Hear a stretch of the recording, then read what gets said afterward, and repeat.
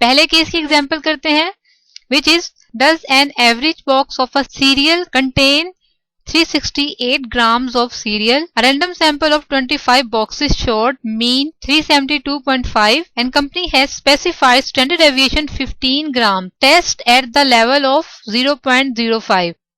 पहला स्टेप क्या था, state null and alternative hypothesis.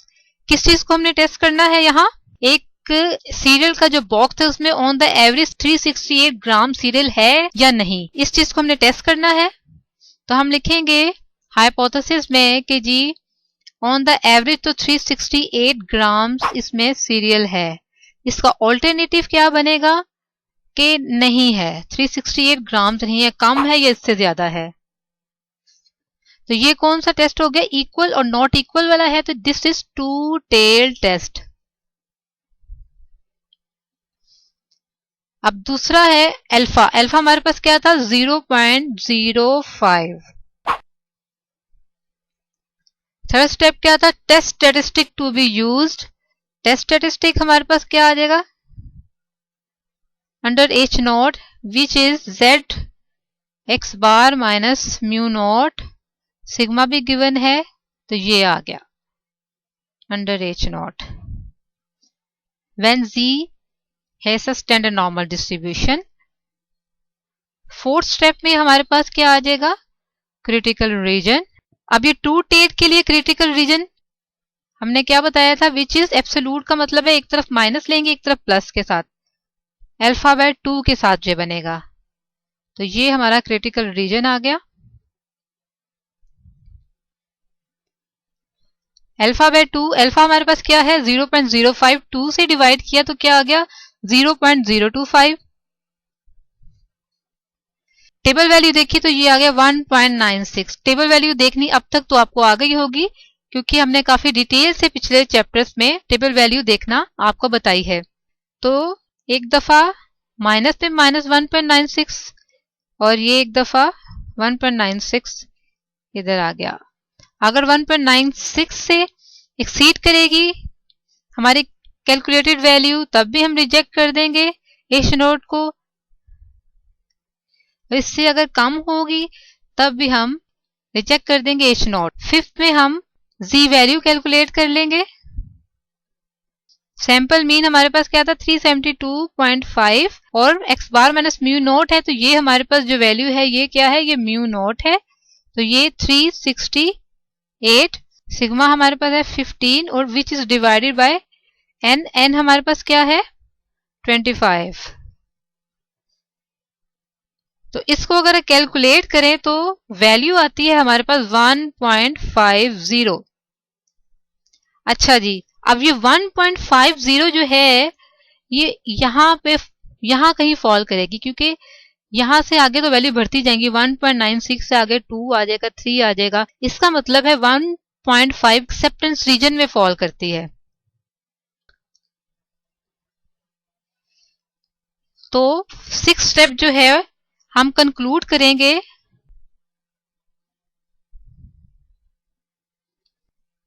as calculated value that is Z equal to 1.50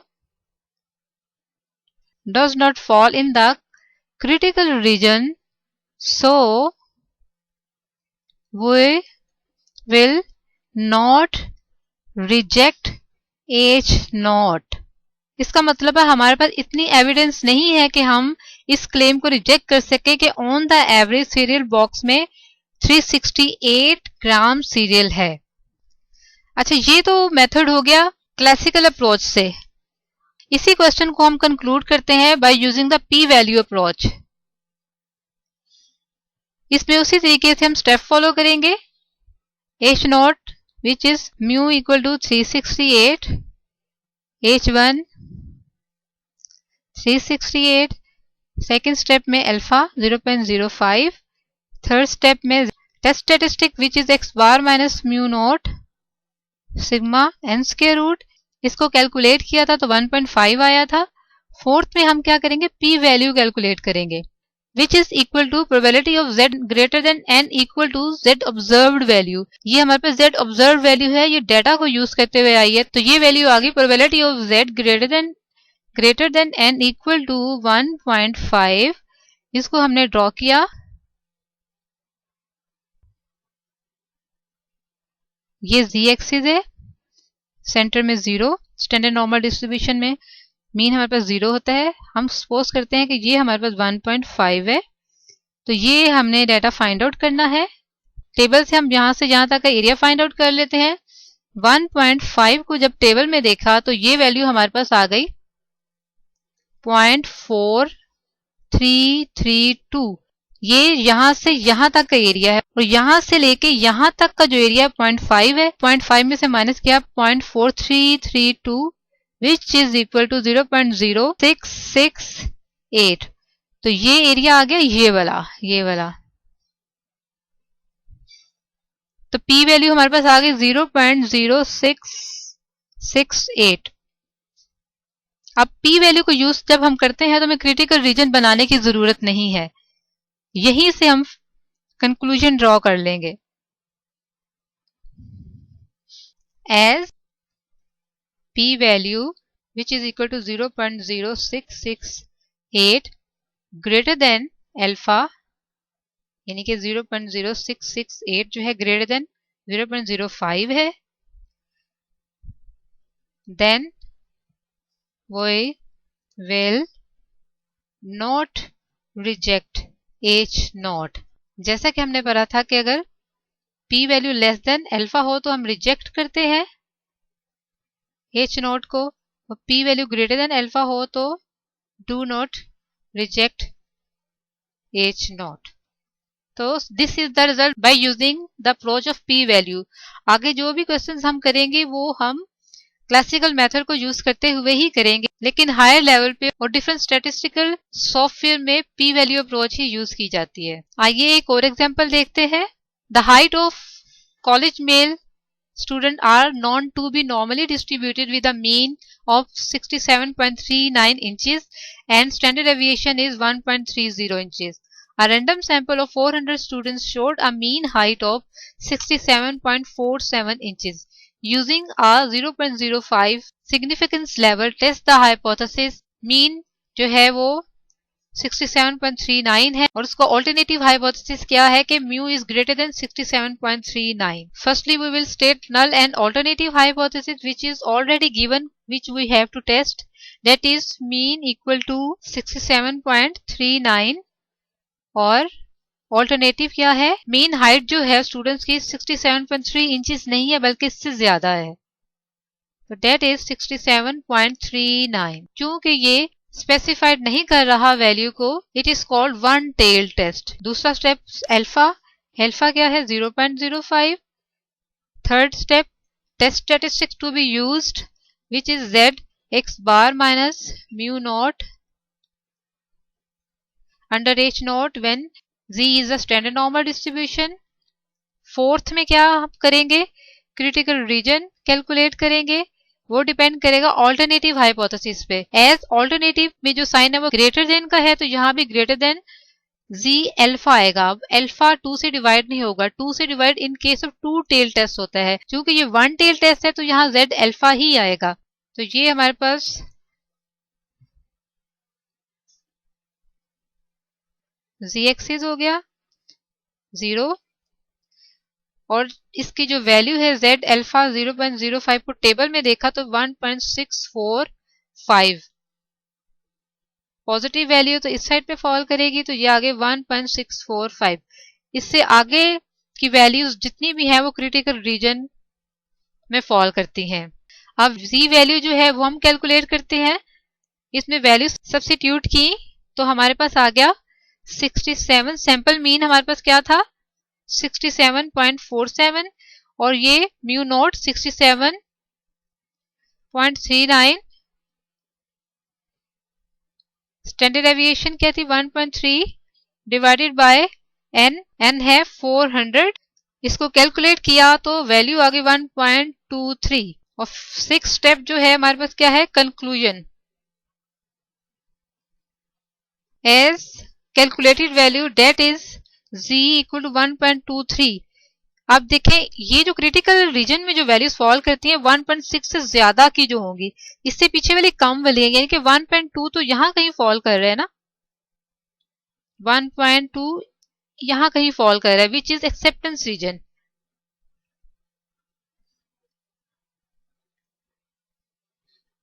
So as z which is equal to 1.23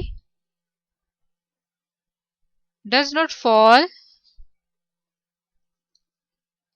in the critical region, so we will not reject H naught.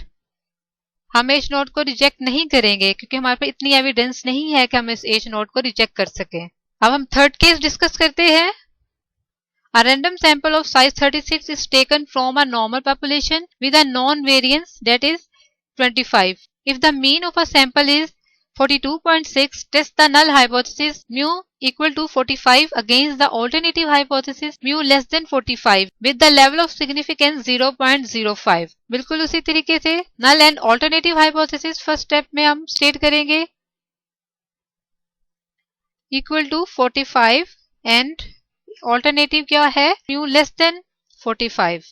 अब ये भी हमारे पास one tail test है, less than की form में alternative हो या ग्रेटर देन की फॉर्म में ऑल्टरनेटिव हो, that is one tail test. Alternative में कभी भी इक्वालिटी साइन नहीं आता, इक्वालिटी साइन सिर्फ नल हाइपोथेसिस में आता है. दूसरा अल्फा 0.05 है. Third Z statistics which is under H naught when Z is a standard normal distribution. Fourth में क्या है, क्रिटिकल रीजन.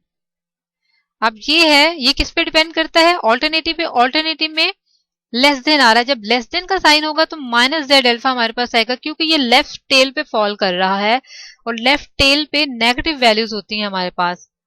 ये z एक्सिस है, 0 है तो z अल्फा यहां कहीं है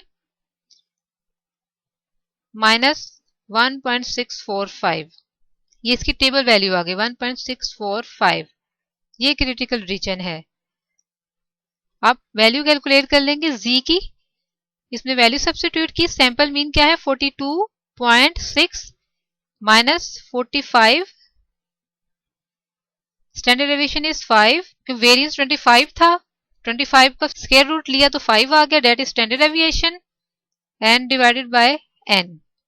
इसको कैलकुलेट किया तो विच इज इक्वल टू -2.88. अब हम कंक्लूजन ड्रॉ करेंगे. As z is equal to -2.88. अब z की वैल्यू जो है वो क्रिटिकल रीजन में फॉल कर रही है. सो value of z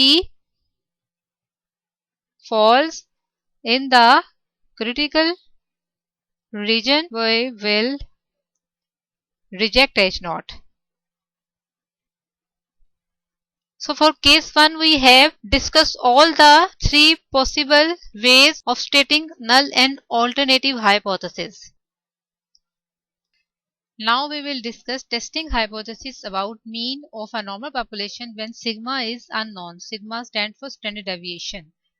When population standard deviation that sigma is unknown and the sample size n is large, that is 30, more than 30 अगर हमारे पास sample size हो और standard deviation unknown हो तो then we use sample standard deviation S instead of population standard deviation. As for large sample size that is n greater than 30, the central limit theorem allows us to assume that sampling distribution of x bar is approximately normal with the mean of mu and standard deviation s over n square root. In other words, you can say that sigma is replaced to s and the variable becomes, that is z, x bar minus mu naught s over n square root. बाकी सारी values उसी तरीके से हम इसमें substitute करेंगे, बस sigma की जगह हमने इसको एस से रिप्लेस कर दिया है। और टेस्टिंग हाइपोथेसिस में बाकी सारे स्टेप्स हमारे पास वही होंगे। पहले स्टेप में नल एंड ऑल्टरनेटिव हाइपोथेसिस हम स्टेट करेंगे।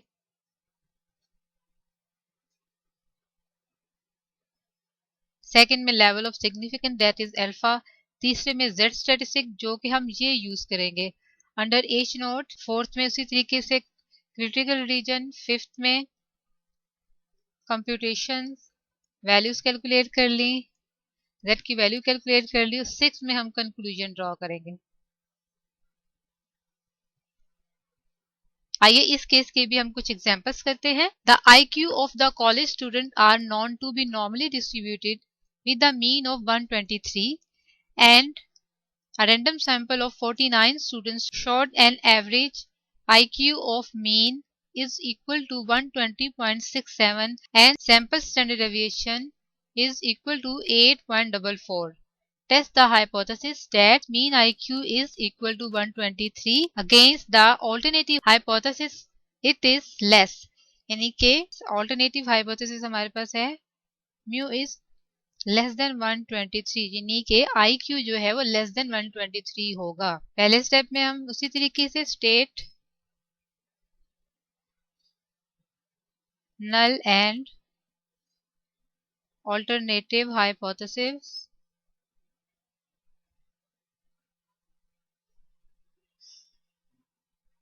That is null hypothesis is stated as mu equal to 123. It shows that IQ level on the average is equal to 123 और alternative में हमारे पास क्या गिवन था कि it is less than 123 कि IQ level जो है on the average less than 23 है। So it is one tailed test।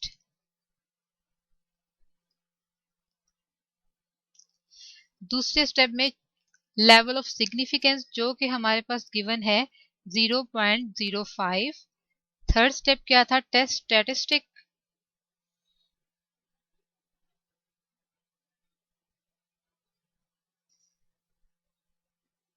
To be used that is z equal to x bar minus mu naught s over sample standard deviation as it is not given in the example, so we have to calculate sample standard deviation s in a large sample size under h naught where z is approximately standard normal variable। Fourth step में हमारे पास क्या है critical reason और ये जो है किस पे डिपेंड करता है ऑल्टरनेटिव हाइपोथेसिस। इसका जो डायरेक्शन होगी हमें पता चलती है ऑल्टरनेटिव हाइपोथेसिस पे। ऑल्टरनेटिव जो है मीन हमारे पास लेस देन 123 है। लेस देन की जब बात होगी तो ये माइनस जेड अल्फा होगा माइनस जेड 0.05 और विच इज इक्वल टू 1.645। ये हमारा क्रिटिकल रीजन है। इसको ड्रॉ कर लेते हैं। इसको ड्रॉ करने से अंडरस्टैंड करना आसान हो जाता है। ये जेड एक्सिस आ गया, ये मीन 0 हो गया स्टैंडर्ड नॉर्मल डिस्ट्रीब्यूशन का और 1.645 हम कहते हैं ये यहाँ कहीं फॉल करेगी क्योंकि नेगेटिव वैल्यू 0 के लेफ्ट पे होती है, पॉजिटिव वैल्यू 0 के राइट पे होती है। तो ये हमारे लेस देन वाला एरिया जो है दैट इज क्रिटिकल रीजन। और फिफ्थ पॉइंट कौन सा है z की वैल्यू कैलकुलेट कर ली। सैंपल मीन हमारे पास था 120.67 और म्यू नोट हमारे पास क्या है 123 s 8.44 n इज 49 और इसको कैलकुलेट किया -2.33 49 ऊपर गया तो ये 7 बन गया तो नीचे रह गया 8.44 तो which is finally equal to -1.93। अब ये देखें -1.93 जो है इस एरिया में फॉल कर रहा है क्रिटिकल रीजन में क्योंकि आगे वैल्यू बढ़ती जाएगी -1.6 है, यहाँ कहीं -1.8 होगा, यहाँ कहीं करके -1.9 होगा। कंक्लूजन हमारे पास क्या हो जाएगा as calculated value that is Z equals to minus 1.93 falls in the critical region, we will reject H note. अब H नोट हमने रिजेक्ट कर दिया, इसका मतलब है जो IQ लेवल है स्टूडेंट्स का वो ऑन द एवरेज 123 नहीं है बल्कि 123 से कम है। आइए एक और एग्जांपल देखते हैं। Can we reject the claim that the average age of the members of parliament is at least 50 years? If a random sample of 36 members has a mean of 48.7 with a standard deviation of 3 years, assume all the members' ages are normally distributed at the level of significance 0.01. पहले step में हम hypothesis state करेंगे, state null and alternative hypothesis.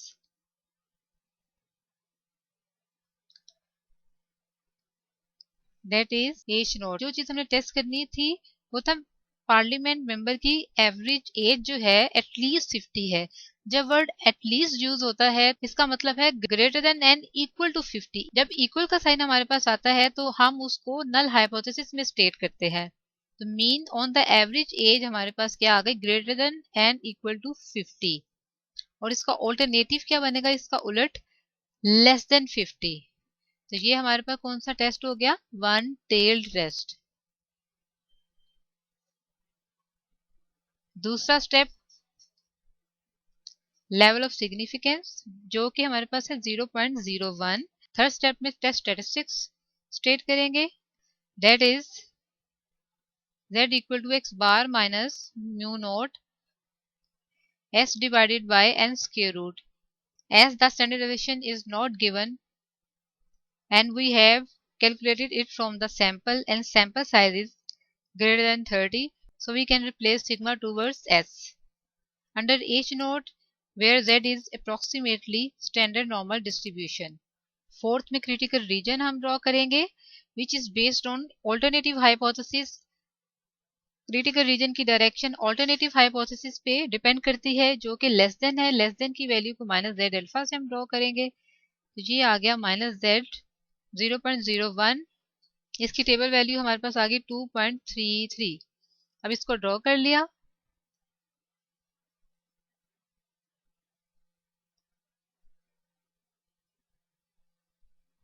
ये Z axis है, यहाँ पे हमारे पास mean आ गया, ये 0 है तो यहाँ कहीं करके 2 की वैल्यू ले ली हमने माइनस 2.33।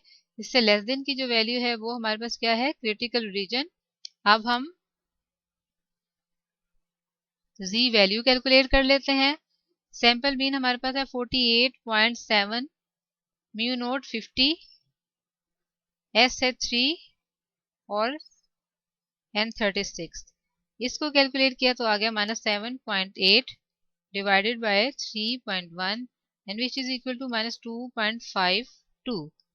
अब ये वैल्यू भी ये माइनस 2.33 है तो इससे आगे माइनस 2.40 होगा, फिर आगे माइनस 2.5 और यहाँ कहीं करके माइनस 2.52 होगा। मीन्स के z की जो वैल्यू है वो क्रिटिकल रीजन में फॉल कर रही है। तो कंक्लूजन हमारा क्या हो जाएगा, as z which is equal to minus 2.52 falls in the critical region, so we reject